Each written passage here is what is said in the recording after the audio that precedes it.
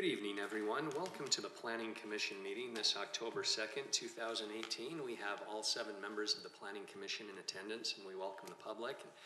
And we're grateful for city staff being here this evening. The first item of business is on our consent calendar with the approval of minutes from our prior meeting of September 4th, 2018. If anyone would like to take action on that. Commissioner Quinney. I move that we approve the minutes as contained in the packet. I'll second that. Thank you. A motion by Commissioner Quinney and a second by Commissioner Hanson. Do we have any discussion to that motion? Seeing none, let's please vote. All in favor say aye. Aye. Any opposed? Motion carries unanimously 7-0, which brings us to our first public hearing. A text amendment to amend the 2009 City Code, adding the Residential Overlay District, ROD, with citywide applicability. Our City of West Jordan is the applicant, with Larry Gardner presenting this evening. So, thank you, Chairman. So the residential overlay district is being proposed for the purpose of, for lack of a better word, revitalizing commercial areas or adding some residential rooftops in existing retail and entertainment shopping areas. And this currently in the SC3s and SC2 zone, no type of residential is permitted or conditional use. And so with this overlay, it would allow a residential building of a certain density. It wouldn't be low density residential, but it would bring in enough residents, rooftops to add some direct consumers of the entertainment and commercial. The thought is it would be designed into the existing commercial area, so it will flow into the development and just not look like something that's stuck in afterwards. But that would come during the site plan review process if in fact this zone text amendment does go forward. And so I'll read a little bit. I don't really have a PowerPoint, but I just want to walk through this section by section. And as I said, the general purpose of the ROD is to promote and facilitate the redevelopment of large retail commercial properties with an influx of new residential and mixed-use development to promote and maintain the viability of commercial retail shopping areas. Number 1, it says flexibility in redevelopment and investment in retail and entertainment-based properties that meet the findings. Now, before any overlay could be put upon a piece of property in a SC2 or SC3 zone, it would have to meet the findings that are contained in the ordinance. And it would require a public hearing before the Planning Commission and the City Council, just like a normal zone change. And so you would be tasked with determining whether you feel it's appropriate for the area. It's not an automatic. It doesn't entitle them, it doesn't entitle the property owner just to I can put a residential overlay on here because I think it's a good idea.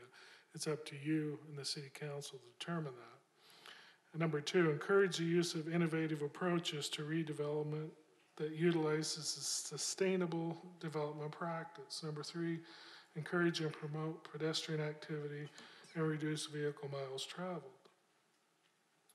Facilitate the redevelopment and the use of properties in West Jordan where public infrastructure is already in place.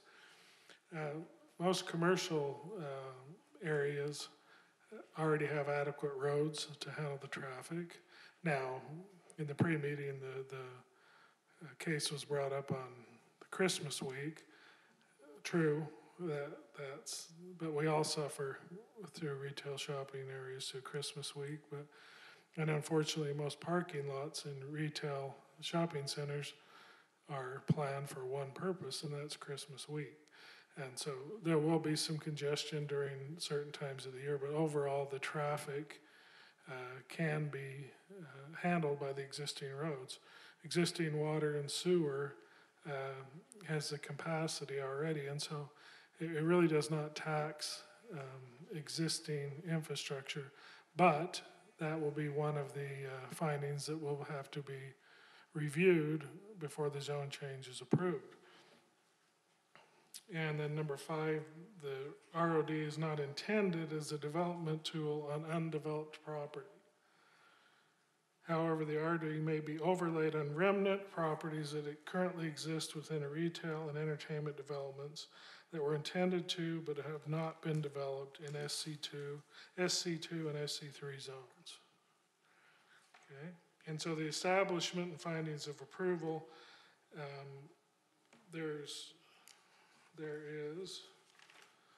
4 findings that need to be met before the overlay can be recommended to the city council and before the city council can approve this. Now, land use regulation, what it refers to as the base zone, either SC2 or SC3 zone. Any uses that are allowed in either one of those zones is also allowed in the residential overlay. However, in the residential overlay, that allows one more use, which is multifamily residential. And then number B, it says multifamily development within ROD shall not be subject to section 13.823 annual cap on cap and grade. We won't be subject to that ordinance. So the density, which was discussed a little bit in the pre-meeting, is high for West Jordan. It's a minimum of 45 units per acre up to a maximum of 100 dwelling units per acre. Now, to put that in context, is everyone familiar with where the Brigham Apartments are in Salt Lake City?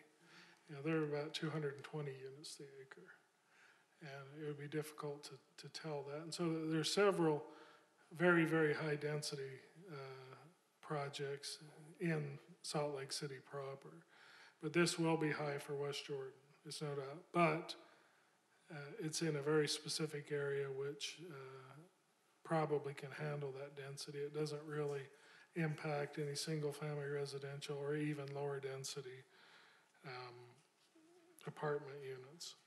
So design and materials have to follow the current ordinance, have to go through the design review committee, have to come to the planning commission, and that's both the site plan and the design of the building. Lot and bulk standards, they're basically minimal, and they generally follow what's in the SC3 and SC2 zone with the exception of height. So if it's within 150 feet of a residential zone property, the height can only be 60 feet. And this is a additional regulation put on this overlay, where if it was a office building or a retail building, there's no limit to the height in adjacency to residential. And 100 feet if it's over 150 feet from residentially zoned property. There's no maximum lot coverage, and separation between buildings is 20 feet. Landscaping and amenities. The intent is thought that most of the amenities would be contained within this building where the people are. The fitness centers, outdoor dining areas, that type of thing will be kind of self-contained rather than requiring to put in large green open spaces that really don't get used much anyway, to be a much more refined amenity package that would have to be met in the actual building. And all of that will be common.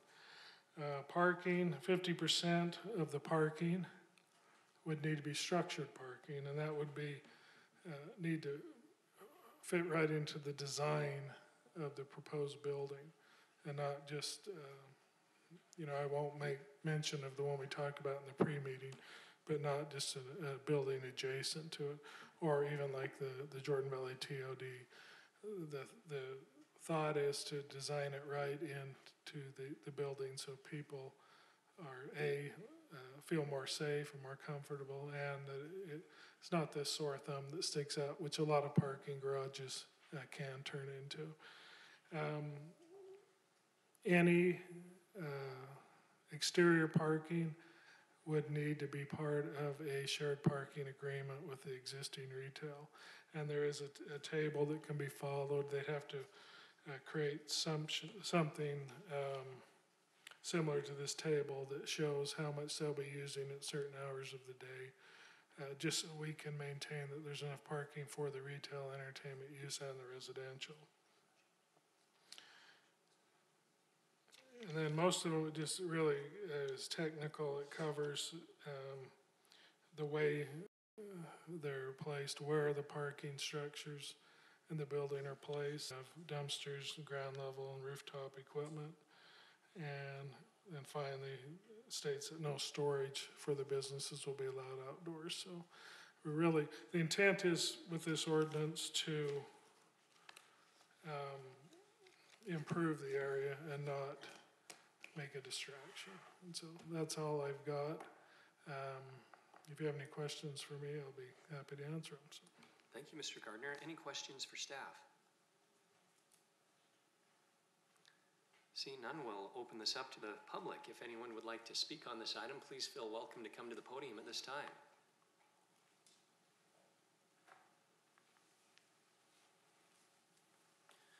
Good evening, Chairman. My name is Dan Milich. I'm Director of Development for Foursquare Properties. Local offices here at 7533 South Centerview Court in West Jordan. And what I'd like to do is just say we're fully supportive of this zone text amendment. We are excited to have an opportunity to potentially introduce multifamily within Jordan Landing.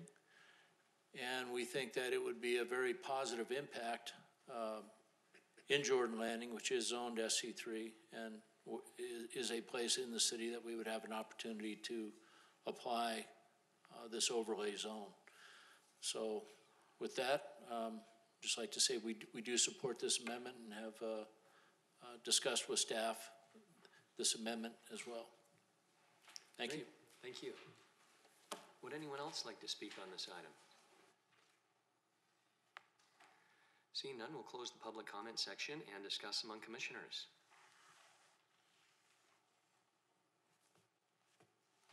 All right, I'll go first. Where do I start? At the beginning. At It's the a very beginning. good place to start. I don't think this is a wise move for the city. Might be good for Jordan Landing, and it might be good to figure out how to get some people to go in and out of Jordan Landing, but or whatever other commercial development might benefit from this. But I have to disagree with the basic, and I kind of agree with the basic tenets of it, that we've talked about mixed use and commercial, particularly in the PC zone. So philosophically, I'm probably not opposed to this. When it gets down to the nitty gritty, I'm going to be opposed to this. And the reason why, every time I go someplace and I hear a resident from West Jordan City, they say, why do you continue to put high density residential in the city? We can't continue to do it. And it's a constant theme. And if you look at the West Jordan City Rants and Raves politics page, high density is the #1 issue, and they get mad at 7 units an acre. We're talking about 100 units per acre. I want you to take that and figure that the density of the station at Gardner Village down there on 78th and 13th, that density is about 25 units an acre, 20 to 25 units an acre. It's 272 units on about 13 acres, 12 and a half, 13 acres, if I remember my numbers right. We're at 20-something units per acre there, and all the people are complaining about that. Can we imagine what it's going to be like when we put a density that's 4 times that high in the city? to put this in perspective, and Mr. Gardner pointed out in the pre-meeting that the Jordan Landing zone that's zoned SC3 is about 300 acres. So if we assume that it's 300 acres, or roughly that, that allows under this ordinance to do 30 acres of development for multifamily units. Multiply that by 100 units per acre, because they won't go to the 45, they'll go to the 100. That's 3,000 units going into the city. That puts us behind on the cap, and this is exempt from the cap and grade, by the way. That adds how many more multifamily units and puts the number of multifamily units versus single-family units that's in the city plan, that's at 7723 or whatever the number is, puts that out of whack by how much farther. Building 300 single-family unit homes, it'll put us behind to catch up by another 10 plus years. The other context that if you think about it is that if you take those 3,000 units and multiply it by 2, that's 6,000 people.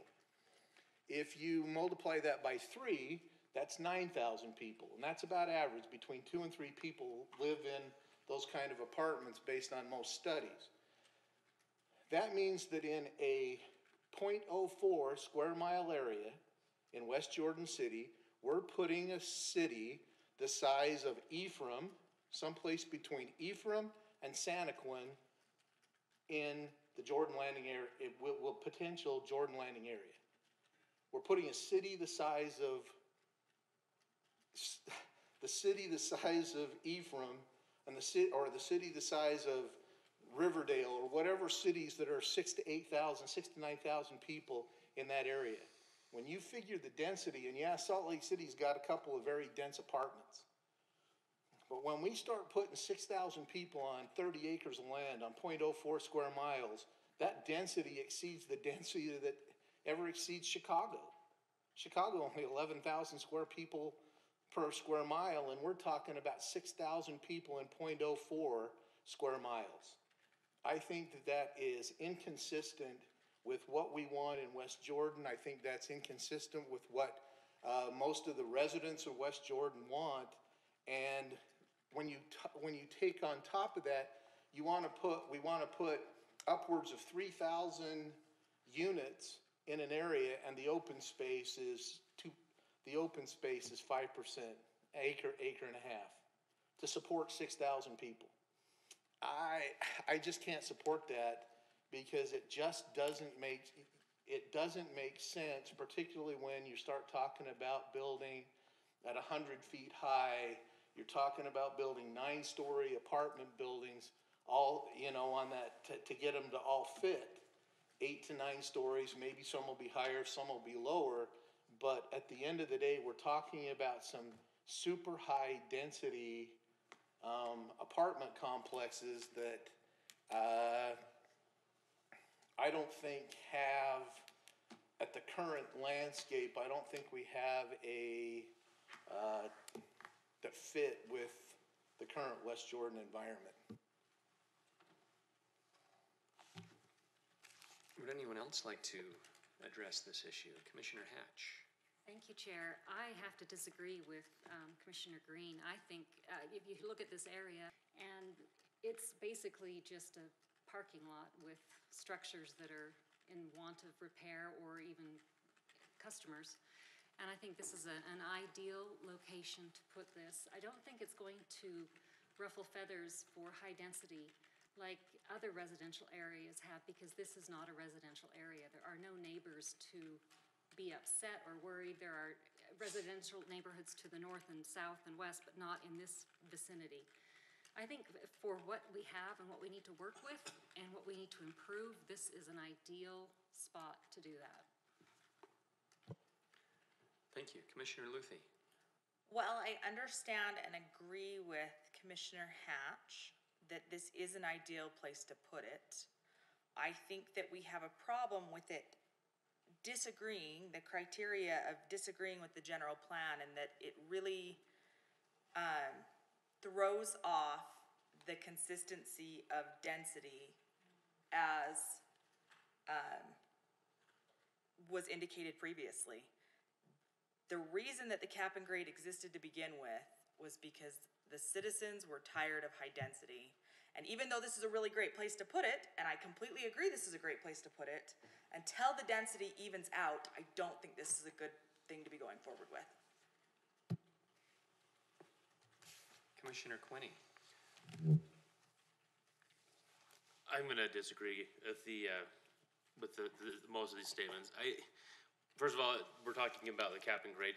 If we're gonna wait until this is evened out, we're gonna be waiting forever. It's never gonna even out.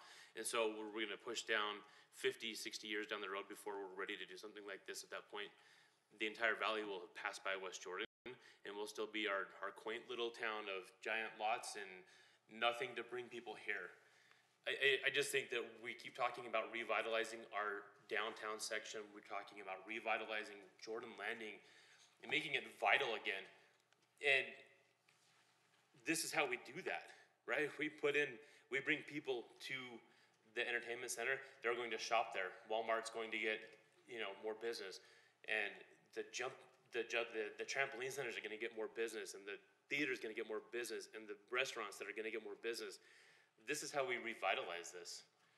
I just don't see anything wrong with this.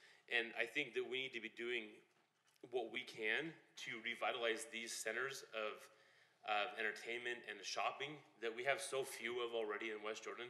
We need to be maximizing the opportunities to bring people here. I think this is great. Thank you. Commissioner Green.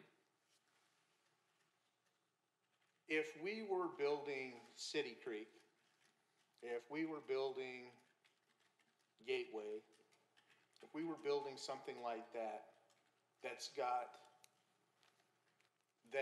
the nature of the area, because it's downtown area, has a lot more high density buildings. You've got superstructure buildings, you've got taller buildings and everything. It might fit. We don't have, this goes to the same issue that happened with the one out south with Harriman. We don't have the infrastructure. I disagree with the fact that we have the infrastructure to support this. When we talk about bringing 3,000 units into that area, or if you look at the Kmart area that's 9 acres, and you did 10% of that, you're almost an acre, that would put another 100 units on that. I don't think we have the infrastructure to handle that number of residents. I don't, what happens when you have all those people going in and off of 90th South, or all those people? If this were in a transit oriented area where there's tracks, and where it's more walkable, I would tend to agree more. But when we say these people are gonna go visit Walmart, they're not gonna walk to Walmart. They're gonna drive down there, and then we've got all those cars, because face it, Jordan Landing, except for where they're gonna redo the entertainment village, Jordan Landing is not walkable. Nobody walks Jordan Landing. It's not a walkable development. It's a sprawling commercial development, and commercial has changed. Some of the big box stores have gone away, but we see other areas that are vibrant with commercial, and I keep asking myself over and over again, why does Draper have a lot of commercial areas popping up with small stores along 123rd? How come Harriman's got the new Harmons and the whole Mountain View complex that's there at Mountain View at 130 something, and we can't bring new businesses into Jordan Landing? Something is wrong there, and it's not because the cities, other cities are building commercial and we're not. And I don't know what the issue is, but trying to put 3,000 units in Jordan Landing is not the answer to me. Commissioner Quinney. So, my rebuttal to that, they have these commercial places popping up because they have the people there. So we bring people in. Jordan Landing has a reason to bring in more tenants. They can get and attract better tenants, right? Sandy City years ago made a decision to become the downtown of the south end of the valley, and look what they've done. They brought in the headquarters from Mountain American, stole them from West Jordan. They brought in Hale Center Theater, stole it from West Valley. So why can't West Jordan make a plan where we bring people here and set ourselves up to where we become an attractive place for some of these places to come? Why can't we be the downtown of the southwest area, right? Again, I go back to, we want to revitalize our downtown, we want to revitalize our shopping centers. Something's got to give. If the developers aren't bringing in new commercial areas, then we need to give them a reason to do so, right? I get it. We sit here and we listen to development after development come and present and tell us, oh, we'll build out commercial when it bears out. Well, this is a time where it's already in place. All we're doing is putting people there to go take advantage of it. And who's to say that this non-walkable community of Jordan Landing can't be solved by putting in an internal bus system or a trolley system where, hey, I need to get from the north side to the south side, so I'm just going to jump on a trolley so I don't have to drive, right? The people who are going to live here, maybe these are the type of people who don't want to have cars, but if they want to go to Walmart, they need to be able to get there quickly so they can jump on a trolley. I mean, I'm not saying that's part of this plan, but hey, that's a great idea, I think, to throw in a trolley system that you can walk around. And maybe after this is built out and more development is coming into to Jordan Landing, it becomes much more walkable. Because quite honestly, I don't see that this is that much smaller north to south than Gateway, but people will walk Gateway without a complaint. Commissioner Green, before we take your comment, if I may please ask Mr. Gardner just a couple of questions, and it might give us some context to this, and then we'll come back to you if we may. So, Mr. Gardner, being the applicant and representing the city, I know all of us might have a different vision in our heads of what this might look like. You mentioned Gateway. To me, I'm seeing a multi-use opportunity where you have shopping, entertainment. People could live, work, recreate in an area like a Gateway or like a City Creek. But I'm curious, what was the impetus? What precipitated this? Of course, big box is going out, and yes, that would be in an entertainment shopping district, but curious on the highest and best use for these areas, and what would this look like? You know, what is the projected, and obviously this is just conjecture, but a price point, because we're thinking, you know, good quality tenants, but that might not necessarily be the case if this is a low-end development and they are just shopping at Walmart because they can't afford anything else and they're not taking advantage of the other opportunities. And yes, high density sometimes can become a blight. Does that make sense? Just so that we get a vision in our head of it. What precipitated this? What would it look like, really? Well, what precipitated it is both Foursquare Property, who is the owner of Jordan Landing, and other property owners and other similar but not as nice as Jordan Landing properties need some reason to keep their retail vital. And so, you know, they can put up signage, they can advertise, all kinds of things. But Jordan Landing, 25 years ago, was the new Kid and Block. It sucked a lot of business from this family center in Taylorsville at that time because it was the new development, had the megaplex. It was the place to go. I remember that. Then the district opened, so that divides up the pie a little bit more. Then people that used to come from South Jordan in that area and Riverton to Jordan Landing now just stop at the district and go. Some occasionally come to Jordan Landing, but not like they used to. You know, and so what that causes is it causes a redevelopment of the family center, which added a housing component also in addition to the housing they already have there to help revitalize it, because it is commercial property and the cities don't want to abandon those, nor should we, because it really does serve the need of the residents. You know, and it just goes so on and so on. You have the district, then you have the new development in Harriman, then you have the even newer development in Riverton adjacent to Harriman. And so it just divides that pie up. And with when Jordan Landing was first developed, Bangor Highway was an at-grade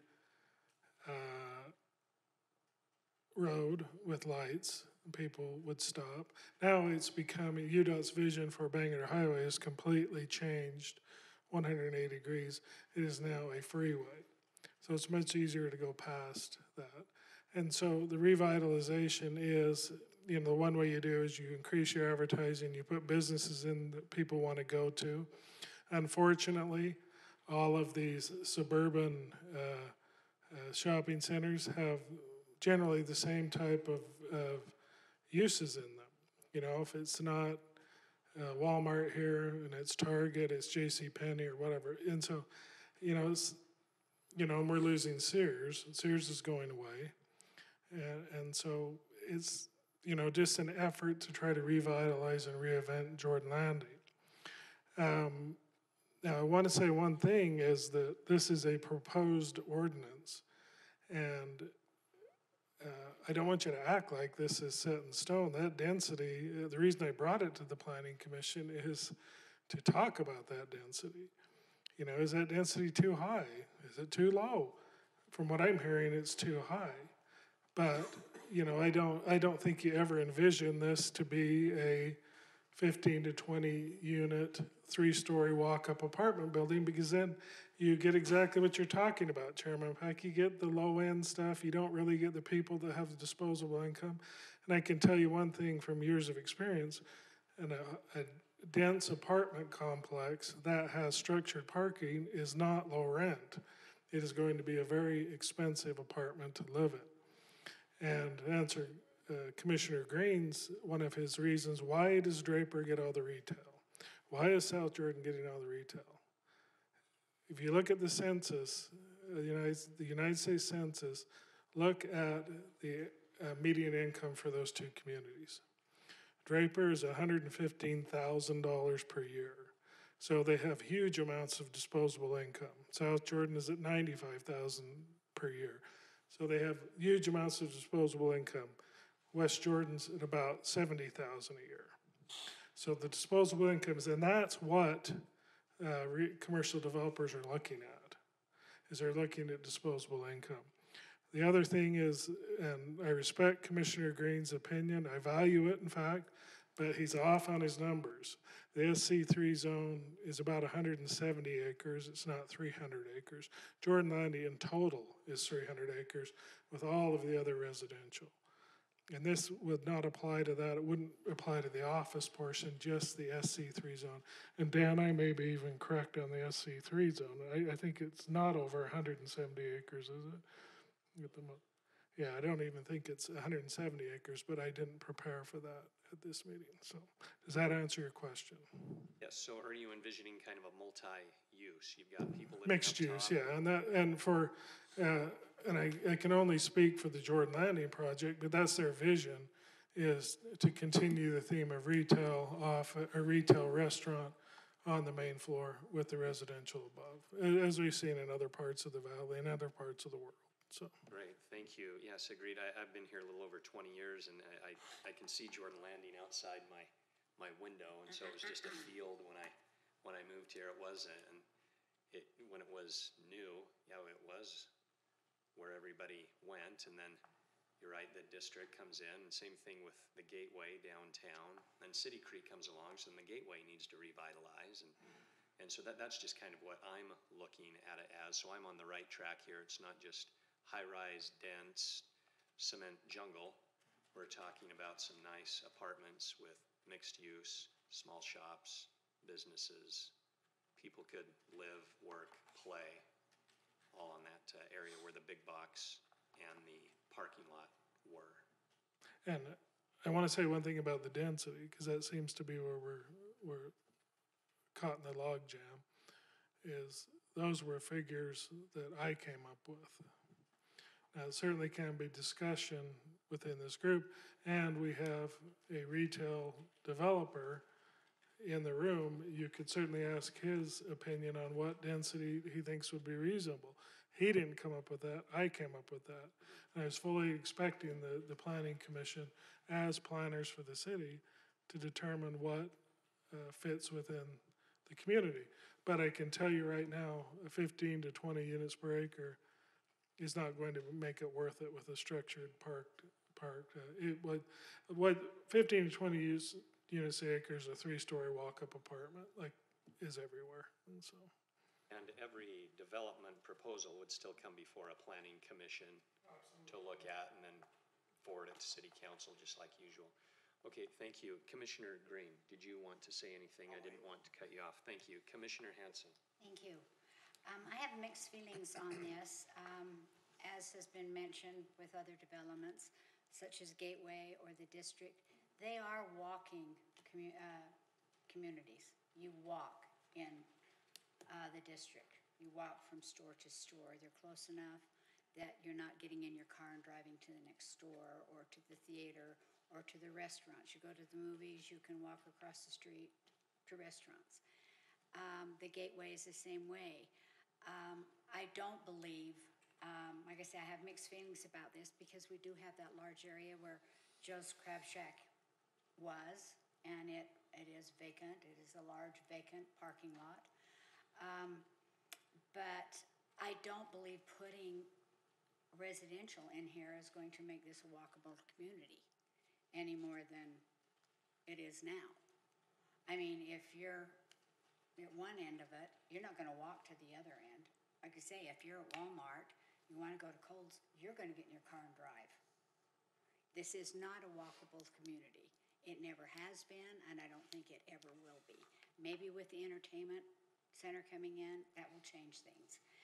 But if you want to go to Best Buy, you're going to drive. And so that's the difference I see, is we're not making it a walkable community. We're just adding residential, which hopefully will help Jordan Landing economically. But, you know, you're going to have to look at what the rentals are, how much the rentals are, and how fast they would be rented. I know up at the TOD by the hospital, they're $1,600 a month. That's more than a lot of people's mortgages.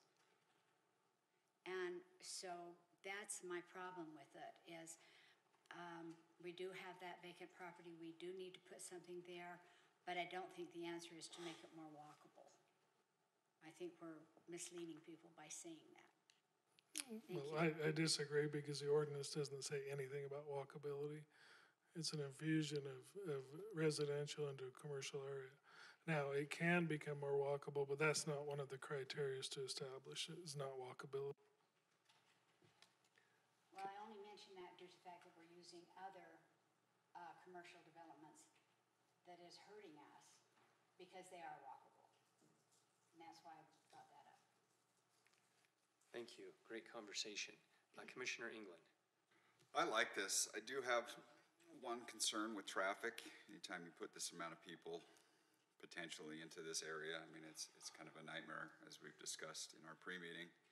Going through there really at any time of the day, not just Christmas time, but I think that can be fixed. I'm excited for this. It's a progressive plan. It brings people to the area. I think this is a very unique location within West Jordan that supports this type of overlay. You know, I'm kind of excited for some of the restaurants I've heard that are coming. Obviously, the pub that was before us. Another one I'm not so sure I'm supposed to name out loud here in a public meeting, but I like it. I do have some concerns with the traffic, but for the most part, I'm on board for this one.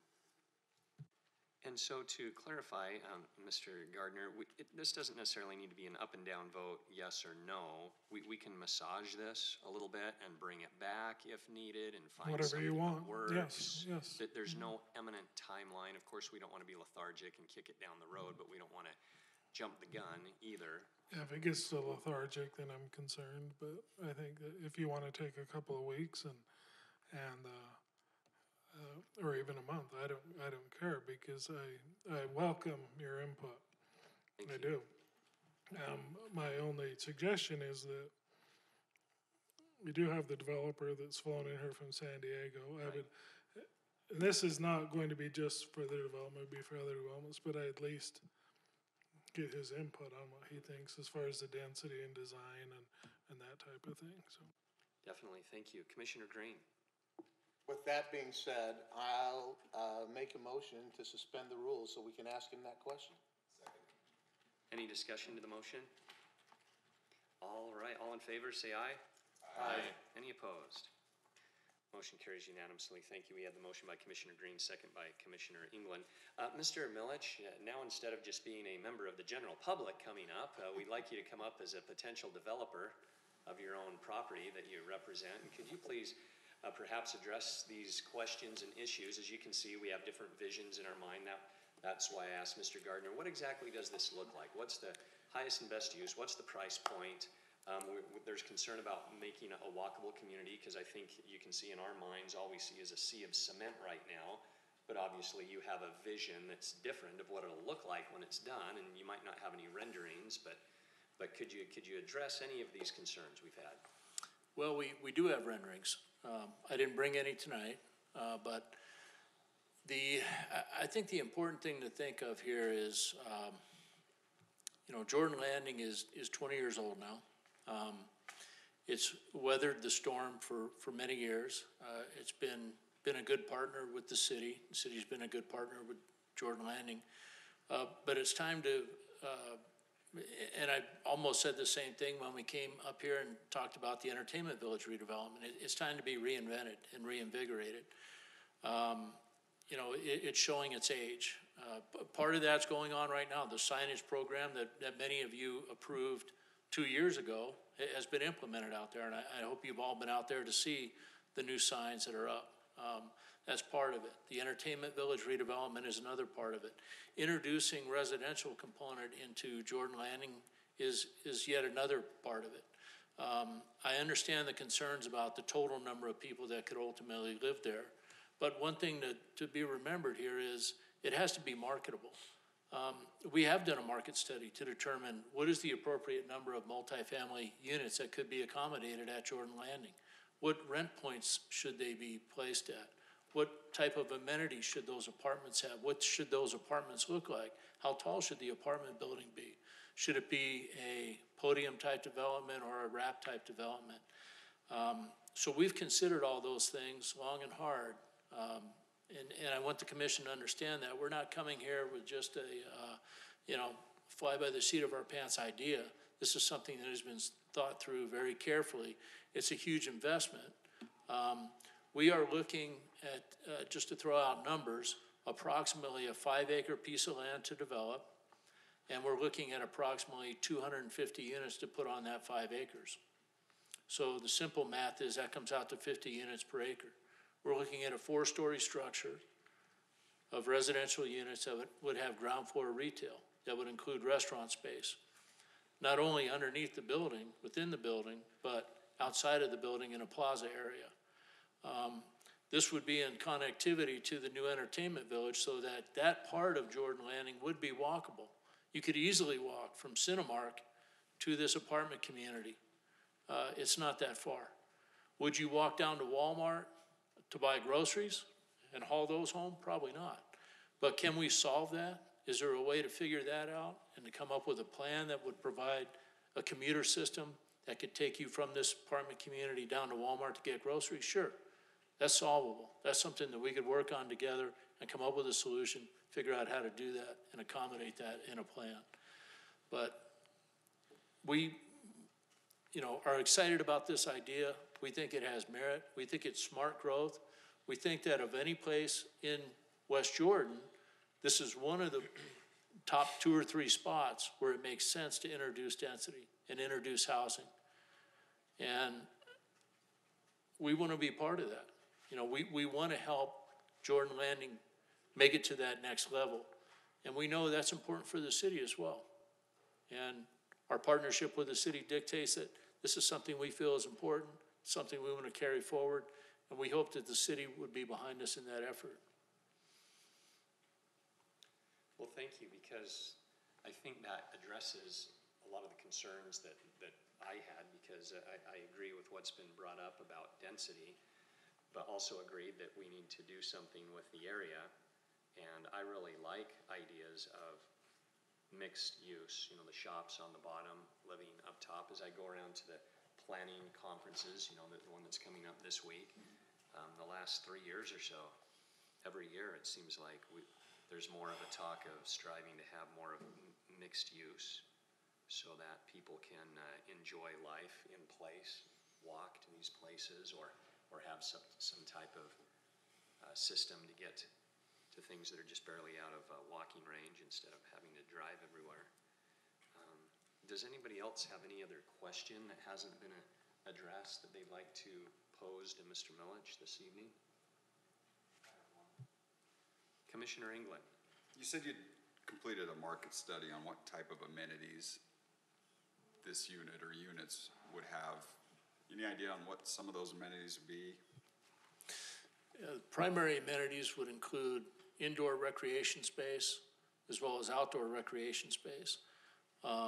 A pet facility, because pet ownership is on the rise. It's also a revenue source for an apartment community because if you have a pet, you pay an extra fee to have that pet. Outdoor living space, having a patio is important in this community. So it would be a patio that's obviously covered, so you could use it more than 1 or 2 seasons out of the year, but it wouldn't be fully enclosed, obviously. So you'd have that outdoor private living space. But also to have the commuter system within the center itself. Figuring out how can I get the groceries back from Walmart.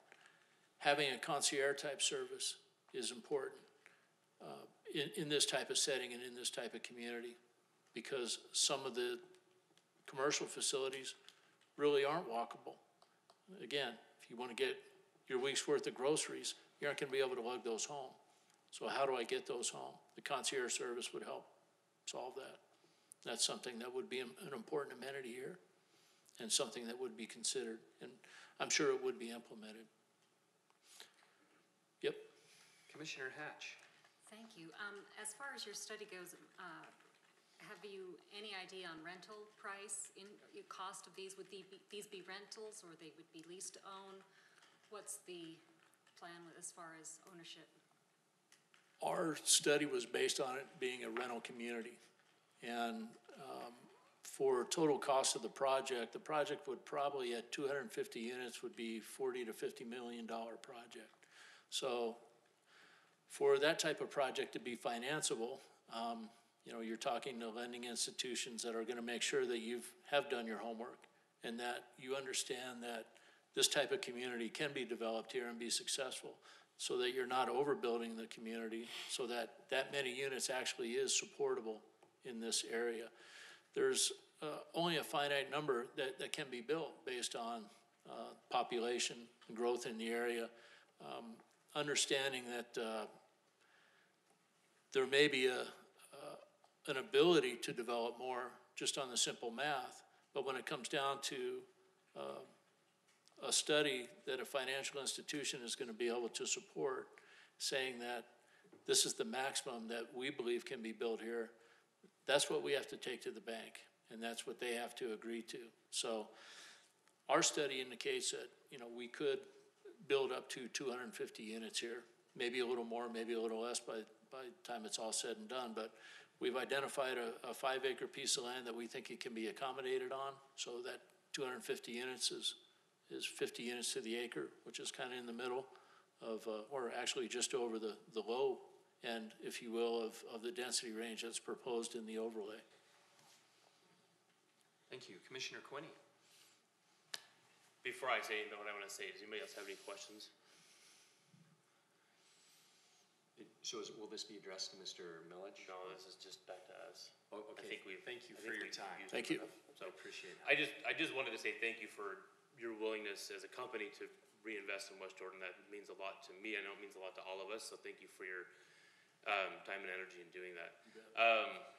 So to me, it seems like where our sticking point is for 2 things. One, I think we've got a little off track with this, because we're talking about one specific 5-acre project, but this applies in several zones that we can't even think about right now. So I think we need to kind of maybe pull that back a little bit, but more importantly, the thing that seems to be sticking with this is the units per acre, right?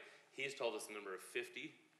So, I mean, I think that the next part of our conversation needs to circle around how many units per acre we're gonna be looking at, so we can get this pinned down and have a decision on here.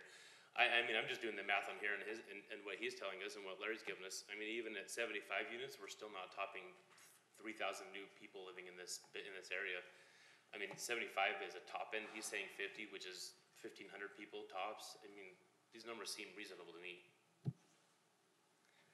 Thank you. So does anybody have any proposed action? Since we've had a comprehensive discussion, do we want to get further information and clarity? Because we have focused on Jordan Landing, but maybe we can focus and say, okay, where else is this being applied? We've already had that conversation in a pre-meeting, but just so that we have addressed the issues that can come up, where if we just approve it and we don't recognize the pros and cons of it, you know, do we need to talk about the numbers more?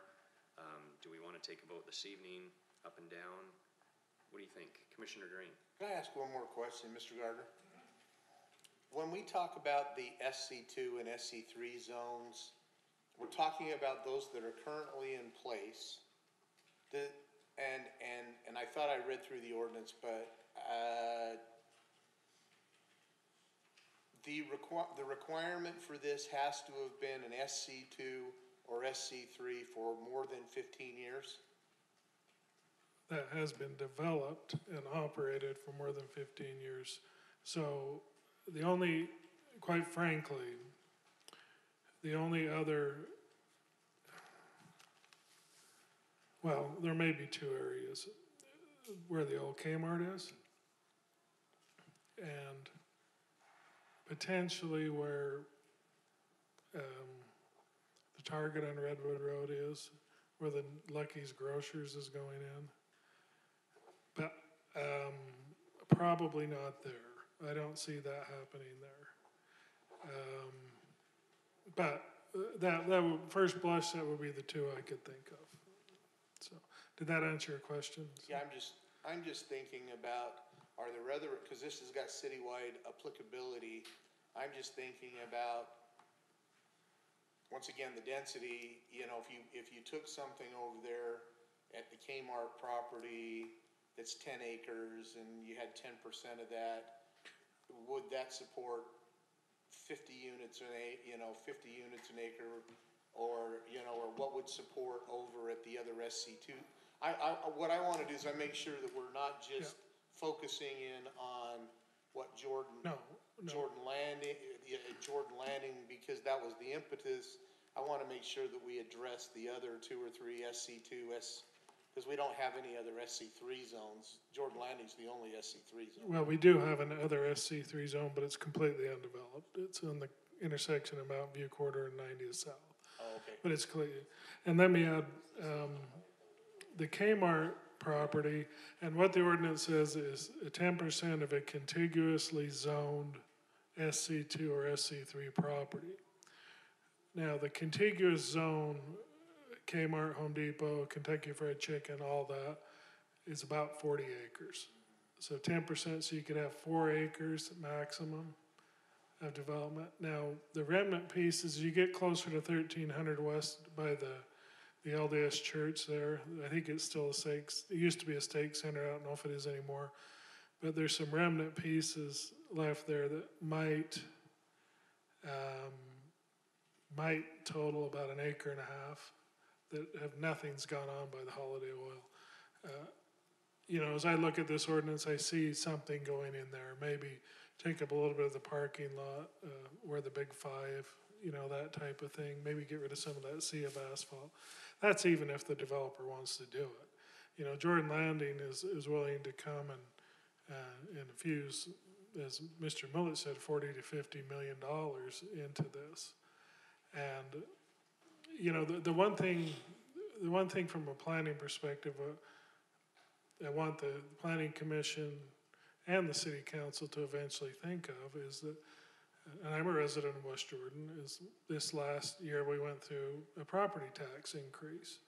And, which I fully support. I do.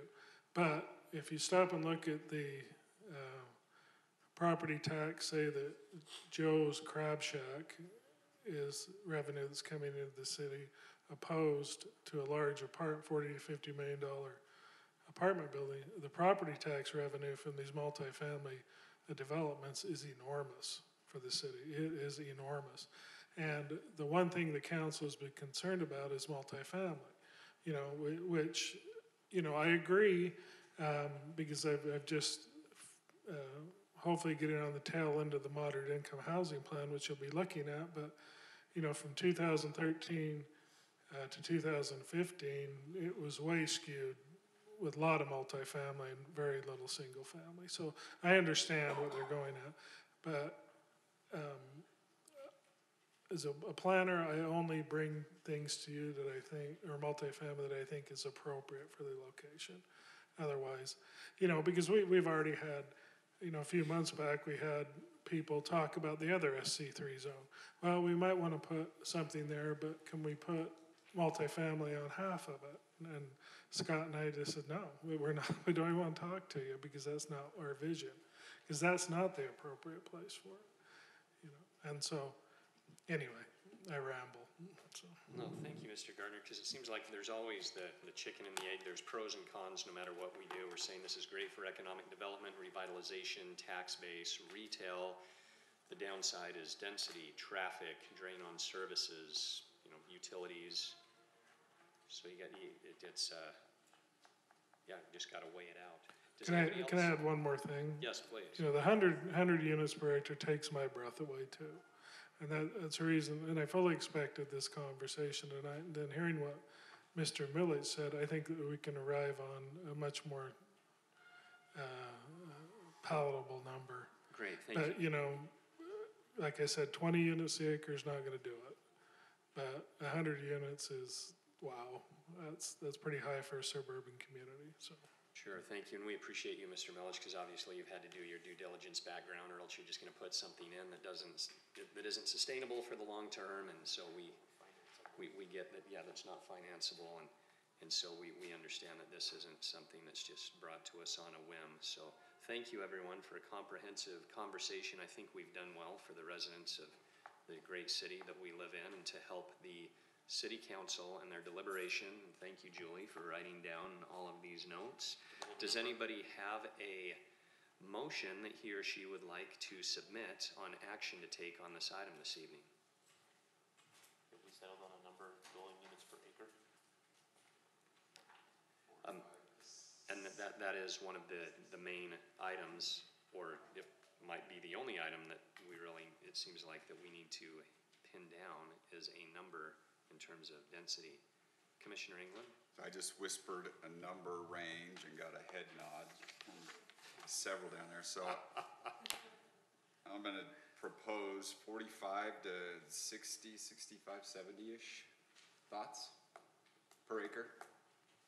And with an agreement there, maybe a motion. Commissioner Hatch? Thank you. I like the idea of 45 to 75. Keep it under the 100, but give them some room, because, they're businessmen, they are women. They have to be able to make this work, and the bank isn't going to finance if it doesn't. They've got a ton of resources to make sure this is viable in this location. Thank you. Anyone else? So what we're saying is change the numbers to 45 to 75 per what? Per acre, I'm assuming, is what you mean, Commissioner England? 45 to 75 units per acre, correct, Commissioner Hatch? Thoughts? Yes, no? Commissioner Hatch? I'll take a stab at making a motion based on the information and findings set forth in this staff report and upon the evidence and explanations received today. I move that the Planning Commission forward a positive recommendation to the City Council for this application, but amend the units per acre to be between 45 and 75. That's my recommendation. Commissioner Quinney? Second. A motion by Commissioner Hatch, a second by Commissioner Quinney. Do we have any discussion to that motion? Let's please vote. All in favor say aye. Aye. Any opposed? No. Motion carries 5-2 with Commissioners Luthi and Green casting the dissenting votes. Which brings us to the last item on the agenda this evening.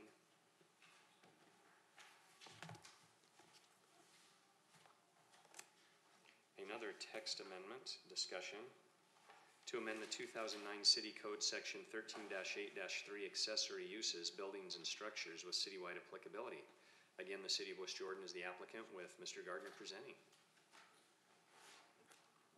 So accessory units, and that means garden sheds, garages, that, greenhouses, that type of thing, have always been allowed in West Jordan.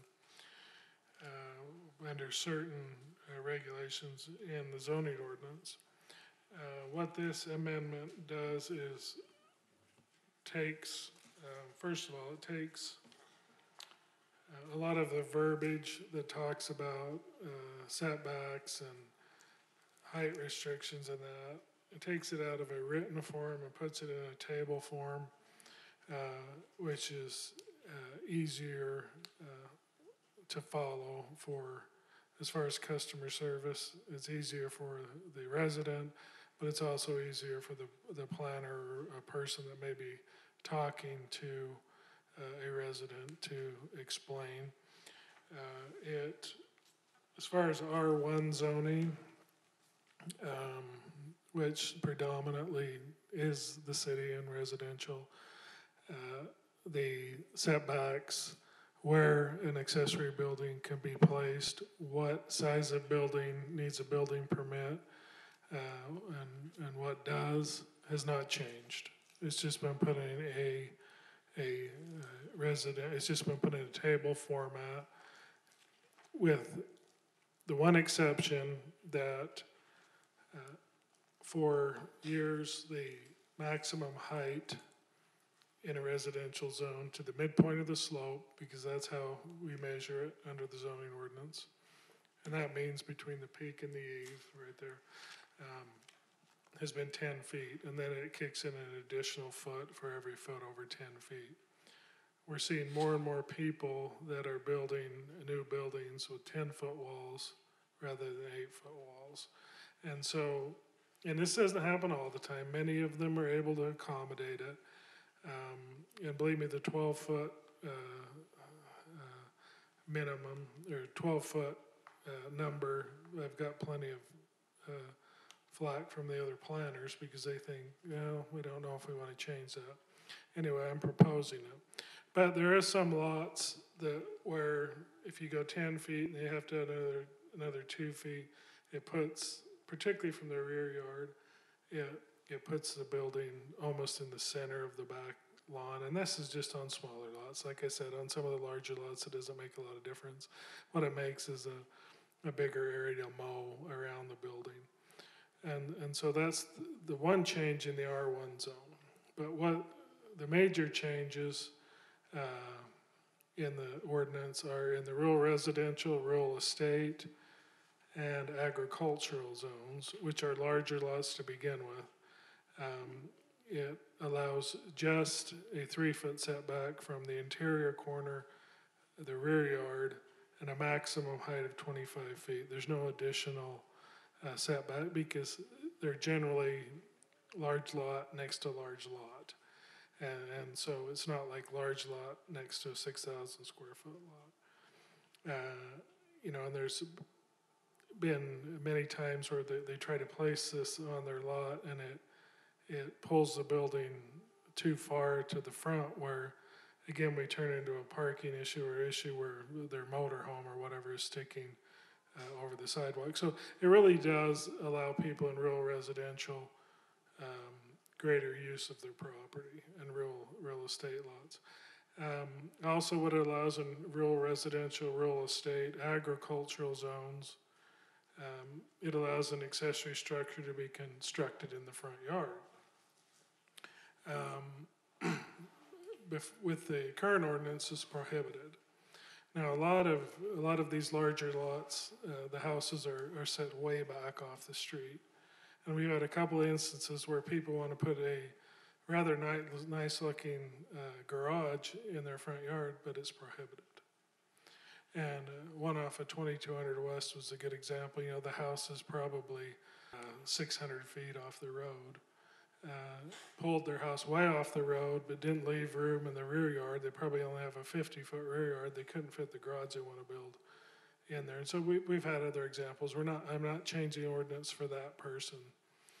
But with these larger lots, I think that it's good to give them greater latitude and greater use of their private property rather than the city saying, well, it makes sense, you want to put it there, but the rule says no. But we can't determine why the rule says what it does. I've worked in other cities that have rural residential lots, and we allowed large accessory buildings in the front yards, and these were, $500,000 to $1 million homes. And so that is, and then it also clarifies what kind of accessory structures can go in commercial zones and industrial zones, where it was silent on that before.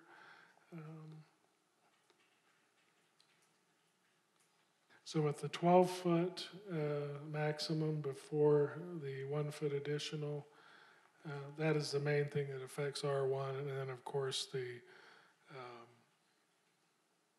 changes to the rural residential and agricultural zones that I explained. Does anyone have any questions for me? So just to clarify, because I've read through it, but so the setback, could you tell us the feet requirement for the setback from a residence and from the property line? Are you saying 3 feet? That's for an accessory building. Generally saying for an R110 lot, then the home has to be 8 feet off the side feet, 25 in the front, or 30 in the front and 25 in the rear. You can fit the accessory building inside that setback, but the primary building can't violate that. So. And is that pretty standard among our neighboring Oh, communities? yeah, yes. That's what I figured. In fact, South Jordan to the south, they're 17 feet before they have the additional foot setback, and so they're a good 5 feet taller. So they get some really tall, big accessory buildings. I don't know if we should go. Those horses like to go upstairs. So. And I learned something new. I didn't know there was an international code, that building code. Yes, that's what the state of Utah has adopted. So. Just internationally accepted. So it's very, very interesting. International code doesn't mean that every country in the world has adopted it. Exactly. I didn't know it was called international. That's just that was an interesting name for it. Thank you. Well, great. Does anybody have any questions for Mr. Gardner? We will then open this up to the public. If anyone would like to come forward and speak this evening. You don't think the officer's got any stake in having a shed in his backyard, huh? No shed tonight, sir? Okay, thank you. Thank you for being here. We appreciate your service. We will close the public comment section and discuss among commissioners. Any questions or concerns? Commissioner Green. I have one concern that I think we can fix with an easy amendment. And I'll just point it out, and then as we get to a motion, I think we can add it. Under sections, this is actually in the new ordinance itself, under section C8, it says agriculture-related accessory buildings used for housing or shelter of animals shall be located at a minimum distance of 40 feet from any existing dwelling. The chicken ordinance allows structures to be within 20 feet. And so I think what we need to do in that particular ordinance is just add to the end of the sentence, except for the structures authorized by 6.3E3. I think that's, here, let me make sure that was the. What was that reference again? It's the chicken ordinance, but it's 6.3E3, paragraph E. So it's 6.3E3E. Go 6, 3B, 3E. Yeah, 6.3E3E, yeah. E as in echo. So 6, 3, boy. No, 6.3 echo, 6.3 echo, 3 subsection echo. Okay. The only reason I know that is because I have a chicken coop in my backyard, and I'm sure that Dan Laws would get really mad if we didn't include him in this ordinance. So, Oh, I forgot about that. Thank you. Thank you. Commissioner Luthi? I actually was gonna ask, you mentioned South Jordan's height specifically. Is there a reason we couldn't just echo their height? I don't care. You can if you want. I just think it's extreme. That's a big building. Motorhomes aren't as tall. Well, I think that's more, it gives you an option of being able to almost put in right, and I kind of like that idea. It gives you I an don't, idea to be I able to don't know put many something in. motorhomes that are over 13 feet high though. They'd be hitting bridges. Combine to the peak of the thing is only 13.6, so. We can only afford $70,000 motorhomes, not 90. I don't care. It's really up to you. I think that, to me, that seems high. I've seen some accessory buildings constructed as of late in South Jordan, particularly if you go along 3200 West, and the guy just put one up. And it is big. It is massive. I honestly like the idea of the bigger height. So it's up to the planning commission. And quite frankly, I think there are people that will want that flexibility. yes, quite frankly, just because we go to 17 feet to the midpoint of the slope, it's still going to be a very, very small percentage of That people. will go that high. Yeah. I agree, but it gives them the flexibility for those that would like Okay, it. I'll leave that up to the commission to direct me. Thoughts on that? Thank you. And any other numbers that we are looking at besides chickens and horses and RV height? Because I think it's true. So many different people have different things they're dealing with. Let's do 15 feet and then have an upsell charge. Instead of having to move the building, we'll just say you can go to 17 feet, but there's a charge, a little revenue. If we can get around the unlawful exaction rule. Just out of curiosity's sake, these two-story tough sheds that, you see in the Home Depot and Lowe's parking lot, how tall are those? They have 10-foot walls. Yeah, But they seem like they're awfully high. they're big. They seem like they're closer to the 17 feet high. Now, the one I looked at, the Home Depot on 90th, Yeah. tallest one I've seen is with the 10-foot walls. And so maybe they moved a new one in there. Oh, but if it has a 10-foot wall and it's that barn shape, how tall does it get to the? So to the midpoint of the peak, it would be, if it has a 10-foot wall, if it's a standard pitch, it'll be 12 and a half feet. Okay. And so they need to move that back. Now, I'm not saying that they might have moved one in there that has a 12-foot wall. I don't know. How tall those are. They seem like they're, total overall height seems like they're 16, 17 feet. That's why I asked. Well, it says on number 12, you can go up to 17 feet, but you have to set it back 1 foot for every additional foot that it is over 12 feet. That's in a corner lot. So. Corner lot. But, so you're right. If to the midpoint of the slope, you could be 12 and a half feet, but you very well could be 15 foot to the peak. We don't measure to the peak in West Jordan. We measure to the midpoint of the slope. So. Commissioner Luthi? My point was not even necessarily some of the others, but some of them like to put like a little playhouse above it. And I think 17, I really like the idea of 17. So I'd like to make a motion. You can change it later if you feel like I'm off. But my motion is based off the information and findings set forth in the staff report and upon the evidence and explanations received today. I move that the Planning Commission forward a positive recommendation to the City Council for this application with a modification in line 7 to 12 feet in height. It already says 12. Modification. 17, from 12 to 17. Thank you. Wow, good job. And, sorry? I'll second that. Oh, hold on. Okay, thank you, Commissioner England. Is that amenable to you? Yes. Thank you. And then make a second amendment to modify line 8 to include except structures designated in City Code 6.3E3 subsection E related to chicken coops.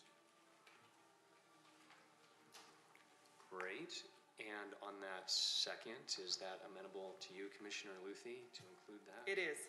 Thank you. Any discussion to the motion? Let's vote. All in favor, please say aye. Aye. Any opposed?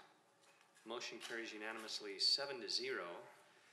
Which brings us to the conclusion of business. Just some friendly reminders on dates. We have a planning commission meeting in 2 weeks on October 16th, but then with there being 5 Tuesdays in the month, we have a joint city council planning commission meeting on October 30th at 6 o'clock. Can I say one thing about that? Yes.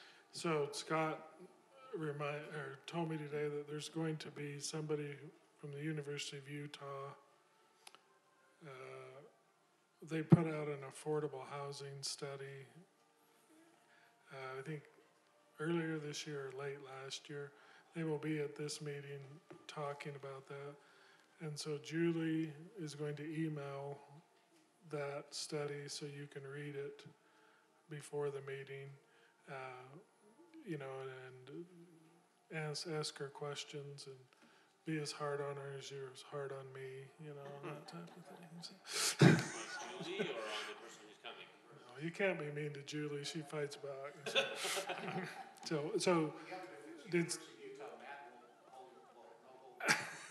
So did Scott inform you of that, Julie, or are you just hearing about it now? Okay, so. Thank you. And I had one item too, if I could. please, Mr. Murray. So I just wanted to make you aware, I think most of you know or have heard of it, but there is a change in procedure on how the council handles the items that you recommend to them. So basically map amendments, text amendments, preliminary development plans. In the past, their practice has been that they hold a public hearing and they take action at the same meeting, unless they specifically table the item.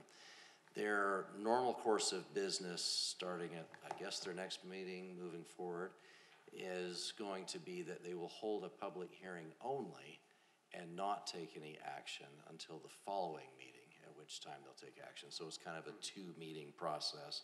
Public hearing only at the first meeting, and then action only at the second meeting. So Why would they do that? they'll have to explain their own Time to reasons too, study and take everything. but I think My part city of it, council representative's never here. Who do I talk to? probably you'd want to talk directly to the mayor, but One of them posted something about it, and their thoughts on it was that, it gave them a chance to kind of get a feel out there and to think about it a little bit longer, so it wasn't an impulse decision, it was a more thought out decision. right, I believe that's accurate. Well, or ask people if they wanna do their own asking amongst their own people and kind of get a feel, I think it's a good thing. And I think part of it is too, is that a lot of times it's more emotional if people feel like, gee, they're gonna make a decision here in the next 30 minutes, I better hurry and get in everything, and as opposed to, I'll give my comments, but knowing that they're not gonna make a decision right away, or they can still submit something else or whatever, and also to kind of cut down on the time, because when it's all done in one meeting, some of the larger issues take upwards to an hour or more, whereas if everybody knows it's just a public hearing, it could be presumably done in a shorter period of time. So I think part of it is time management. So. Great, thank you for letting us know. And then continuing with the schedule, we have November 6th and 20th. I don't believe that there's any conflict. Some years we've had with polling and. Right, I think that is election night on November 6th, but it probably doesn't necessarily affect you because people can vote earlier in the day or absent vote by mail or whatever. So I think we're still good for both meetings there. And then a reminder, just one meeting in December on the 4th. And last year, well, I guess it would have been the first meeting of this year when we approved the calendar, we said no meeting on December 18th. I really like that idea, actually. Oh, sad, you only have 5 more meetings. Enjoy your more. Yes. Is there anything else to be discussed? And looking into, and Julie reminded me of this, looking into 2019, the first Tuesday falls on New Year's Day, so there won't be a meeting. How would the council feel like only having one meeting in January, or would you like to, I don't know if we can move it to a Wednesday night, I don't, but, so think on that. There's So- you'll get the schedule here Larry, in a few weeks, and so. there are 5 Tuesdays in January, so you could do the 3rd and 5th if you felt like we needed to have two in If there. there's enough agenda items. And still keep it on a Tuesday. We'd have to do the 2nd and 4th. New members. And/or if the, At least one. and/or if the mayor and city council still wanna meet on the 5th Tuesday, that might preclude that, but that would mean a whole month without meeting, cause you missed 2 meetings, you missed December 18th and January 1st. So that'd be a big agenda probably on the second meeting of the month, so. Plus, if it's a five Tuesday month, the city council may wanna do another joint meeting, Yeah. so we don't wanna take up that one. I think we just wait for Julie to get us the agenda and we have this conversation when we have facts in front of us. All right, go team. Can we have a meeting in December to say, Jolly Rancher meeting, to say thanks for all your Jolly Jolly Rancher Ranchers? meeting. Yes, Pringles. and Pringles, Jolly Ranchers and Pringles. Are you out after December? This would be the conclusion of my 6th year. So I know that there would definitely be a vacancy there. I believe it's the conclusion of your first term, Commissioner Hanson. And then I think everyone else is still good to go, right? I have one more year on it. One more year.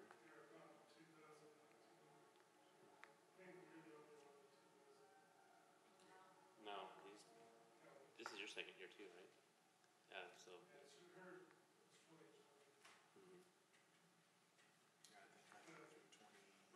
Commissioner Pax just, he's done too much public service, so he has to go. His employer I'll wants still him be to hanging move around. out a little bit. Yeah, my wife wants me to actually work to earn money instead of just volunteering. So I won't be here in 2 weeks, so just make sure that I'm excused on that meeting. Thank you. I have to go to the great town of Boise. All right. I love this. Have fun in Boise. Anything else for this meeting? Motion to adjourn? Second. Great, we stand adjourned. Thank you, everyone. Appreciate being with you. Do you think you'll run for the city council? Oh, some people